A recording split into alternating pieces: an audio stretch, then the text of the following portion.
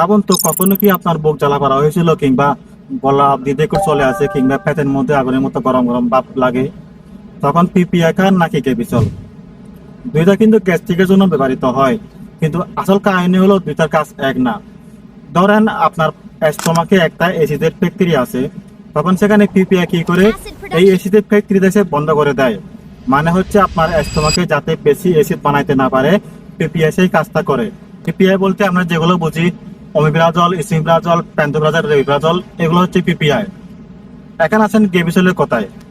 গেবিসল সাধারণত অ্যান্টাসিড এবং অ্যালজিনের type formulation হিসেবে ব্যবহার করা হয়। সহজ ভাষায় করলে পিপিআই যেখানে অ্যাসিড তৈরি কমায়, গেবিসল সেখানে আগে থেকে তৈরি হওয়া অ্যাসিডের বিরুদ্ধে কাজ করে এবং উপরে হতে ঠেকাতে ব্যারিয়ার তৈরি করতে পারে। একটা এক্সাম্পল দিয়ে ধরেন আপনার ঘরে পানি ঢুকছে, এখন পিপিআই কাজ হলো হচ্ছে পানির কলটা বন্ধ করে দেওয়া।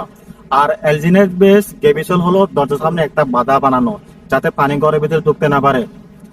এই ধরনের খাবারের পর হঠাৎ বুক জ্বালা করা কিংবা ত্বক দেহের মতো হলে, রিফ্লাক্স সিমটম হলে কেমিক্যাল টাইপ মেডিসিন দ্রুত আরাম দিতে পারে। আর যদি প্রায় সময় বুক জ্বালা করা, বারবার সিপি রিফ্লাক্স হয়, যে জাডের সমস্যা থাকে, তখন শুধু সিমটম চাপা না দিয়ে মূল অ্যাসিড প্রোডাকশন কমানোর জন্য পিপিআই দরকার হতে পারে। তবে একটা জিনিস মনে রাখবেন, গেবিসল আর হচ্ছে পিপিআই একে অপরের কম্পিটিটর না। অনেক সময় ডক্টররা প্রয়োজন অনুযায়ী দুটোকে ব্যবহার করতে পারেন, একটা অ্যাসিড প্রোডাকশনে কমানোর জন্য, আরেকটা দ্রুত সিমটম রিলিভের জন্য। বাই দা ওয়ে, ভিডিওতে যদি আপনার চোখের সামনে পড়লে please do share and like.